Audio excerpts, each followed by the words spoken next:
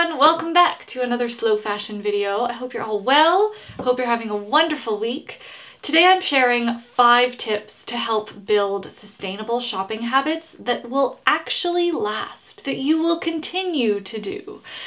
The reason why I'm focusing so much on that last part is because we currently live in a world where overconsumption for the sake of convenience and ease is like designed into our daily lives. So I get it. It's very difficult to change our mindset and change our behaviors for the long term so that we are more slow and responsible in terms of our consumption. So I really hope these tips help. When I'm talking about sustainable shopping habits, I don't mean like only shopping eco-friendly products or only buying zero waste things. I'm talking about sustainable in the more traditional sense of the word. So being able to create or continue a habit or an action in perpetuity because it doesn't completely destroy whatever finite resources are being used and because it's respectful to the people who are involved in the process of our consumption. Today I am very happy to be partnering with Trademore. I love these guys. They buy and sell refurbished top quality devices, so I'll tell you more about them a little bit later in the video. But for now, grab your tea or whatever it is you're drinking. I've got some boring water with me today. Actually, no, water is fabulous. Who am I kidding? Let's jump on in. My first tip is to start small in the changes that you want to make.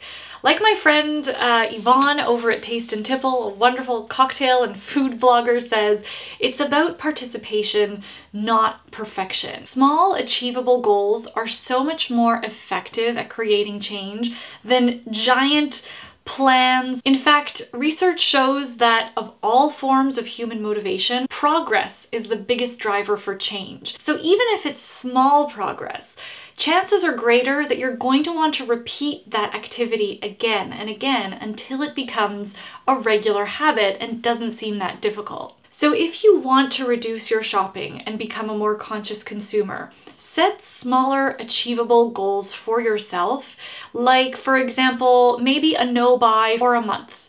Something that is attainable and that you'll see positive results from right away. Another challenge to set yourself that is a great way to reduce your carbon footprint is to shop secondhand. It can not only be fun and really rewarding to shop secondhand, but you're keeping items out of landfill. Which brings me to today's sponsor, Trademore.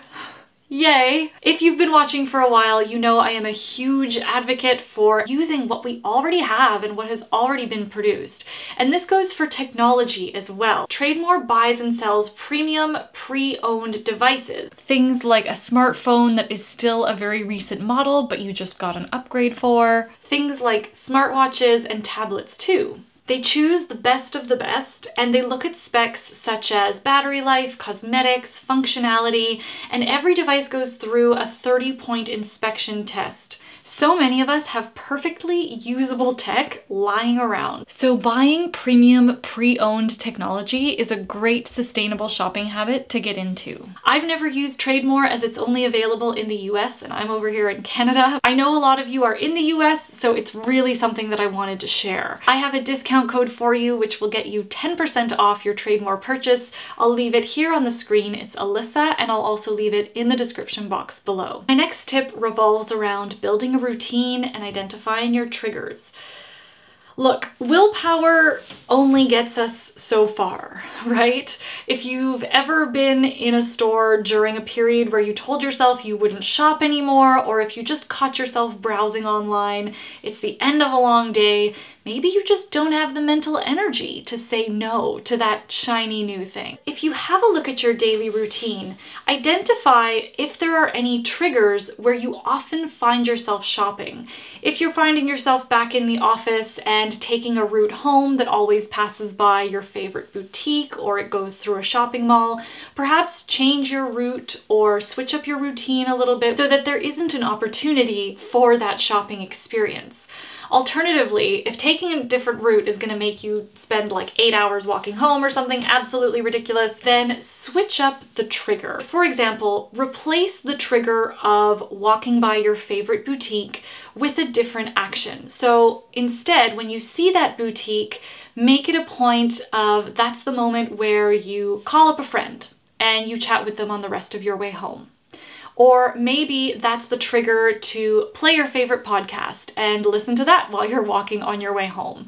The whole point is to not associate the boutique anymore with shopping and something that you still equally enjoy. If you're at home and you find yourself browsing online, obviously one of the easiest things to do is eliminate triggers like those newsletter emails that we often get from brands. But as we all know, marketing algorithms just like follow us everywhere, all over the internet, so they are hard to escape.